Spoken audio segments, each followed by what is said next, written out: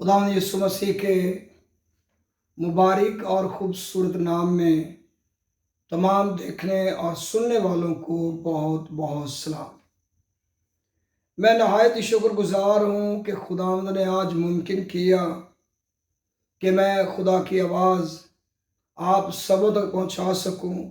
जो कुछ भी खुदा ने मुझे अपना कलाम दिया है, और आज का जो ज़िंदा मुक़द्दस कलाम है उसका इन्वान है कि खुदावंद शागिर्दों को कड़वे दानों की तफसील समझाते हैं। और मैं ये कहना चाहता हूँ कि खुदावंद का कलाम इस कदर गहरा है कि बड़े बड़े उलमाए दीन की समझ से भी बाहर है, और इतना सादा भी है, एक बच्चे की समझ में भी आ सकता है।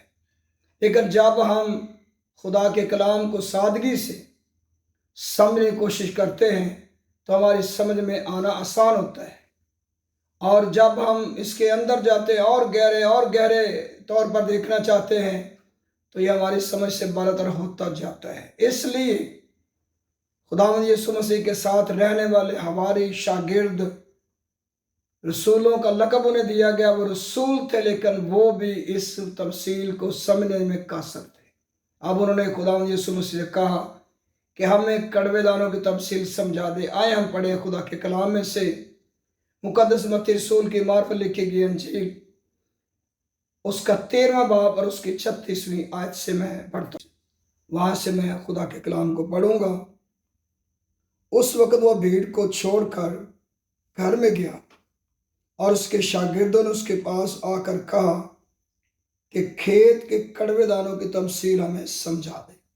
उसने जवाब में कहा कि अच्छे बीज का बोने वाला इब्ने आदम है, और खेत दुनिया है, और अच्छा बीज बादशाही के फर्जंद और कड़वे दाने शरीर के फर्जंद है। जिस दुश्मन ने उनको बोया वो इब्लीस है, और कटाई दुनिया का आखिर है, और काटने वाले फरिश्ते हैं। बस जैसे कड़वे दाने जमा किए जाते और आग में जलाए जाते हैं, वैसे ही दुनिया के आखिर में होगा। इब्ने आदम अपने फरिश्तों को भेजेगा, और वो सब ठोकर खिलाने वाली चीज़ों और बदकारों को उसकी बादशाही में जमा करेंगे, और उनको आग की भट्टी में डाल देंगे। वहाँ रोना और दांत पीसना होगा। उस वक़्त रास्तबाज अपने बाप की बादशाही में आफताब की मानद चमकेंगे। जिसके कान हो वो सुन ले। खुदा इस कलाम के सबब से मुझे और आप सबों को बड़ी बरकत बख्शे, आमीन।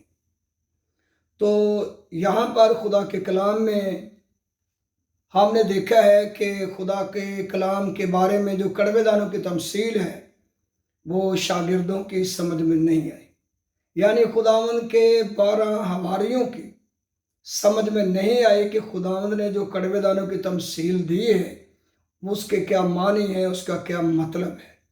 इसलिए उन्होंने खुदावंद से पूछा कि हमें कड़वे दानों की तमसील समझा दे। तो खुदावंद यीशु मसीह ने 2 शख्सियतों का जिक्र किया, और 2 तरह के लोगों का जिक्र किया। खेत का जिक्र किया, दुनिया को जाहिर किया, और फिर उन्होंने यह भी बताया कि उनका नतीजा क्या होगा। जिनकी ज़िंदगी में बीज बोने वाला दुश्मन है, उनका नतीजा क्या होगा, और जिनकी ज़िंदगी में इब्ने आदम बीज बोने वाला, उनका नतीजा क्या होगा। तो मैं बताना चाहता हूँ, अच्छे बीज बोना खुदावंद यीशु मसीह का काम है। दुनिया में रहते हुए खुदा का कलाम जब सुनाया जाता है तो जिसकी ज़िंदगी में खुदावंद यीशु मसीह आ जाते हैं, जिनकी ज़िंदगी में ये हालात आ जाते हैं कि मैं खुदावंद को कबूल करता हूँ, अपना खुदावंद को दे देता हूँ, तो उनकी ज़िंदगी जो है अच्छे बीज उनकी ज़िंदगी में आ जाते हैं। जैसे कलाम में लिखा है, अच्छा आदमी अच्छे खजाने से अच्छी चीज़ें निकालता है, और बुरा आदमी बुरे खजाने से बुरी चीज़ें निकालता है। तो यहाँ पर समझाया गया है, बताया गया है कि अच्छे बीज बोने वाला इब्ने आदम है, और कड़वे बीज बोने वाला इब्लीस है।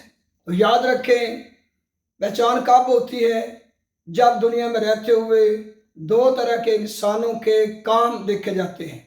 जैसे कोई चोरी करता है, जब चोरी पकड़ी जाती है पता चल जाता है कि इसकी ज़िंदगी में कौन है جس نے بیج بویا، اور یہ بیج بونے والے نے اس کی زندگی میں ایسا اس کا رویہ، اس کا ذہن، اس کی سوچ بنا دی کہ وہ چوری کرنے پہ آمادہ ہو گیا، اور اس نے کسی کا کہنا مانا ہے، کسی کی قید میں ہے، کسی کا وہ غلام ہے، کسی کو اس نے اپنا لیا ہے۔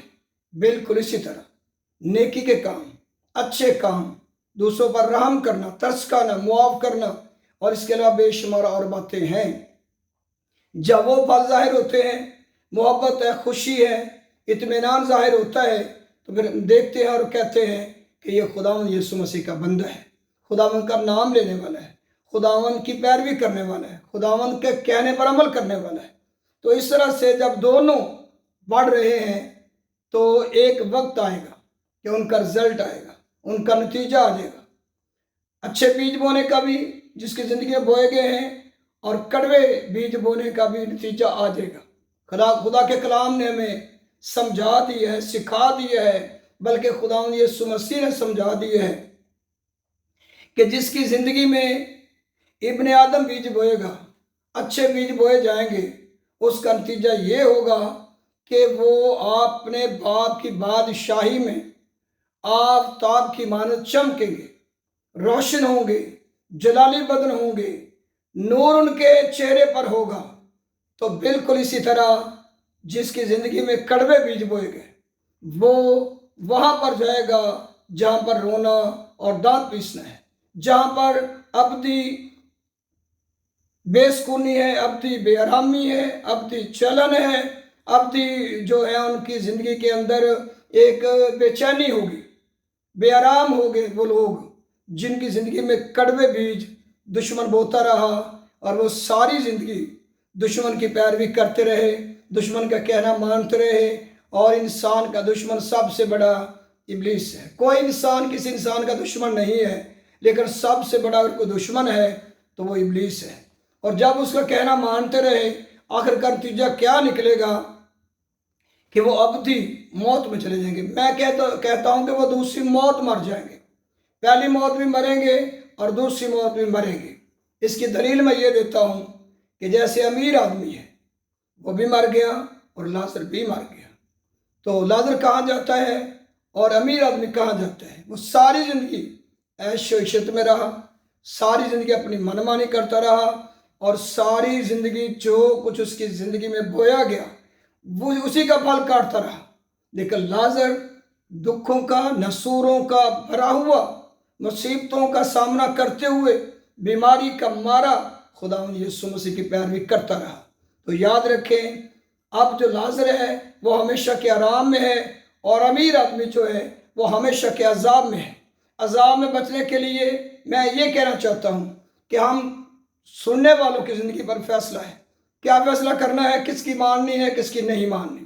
کیا کڑوے بیج زندگی میں اگنے دینے ہیں یا اچھے بیج؟ اگر اچھے بیج بوئے جائیں گے، یسوع مسیح کی پیروکاری کریں گے، اس کے پیروکار بن جائیں گے، ابدی آرام میں جائیں گے لازر کی طرح۔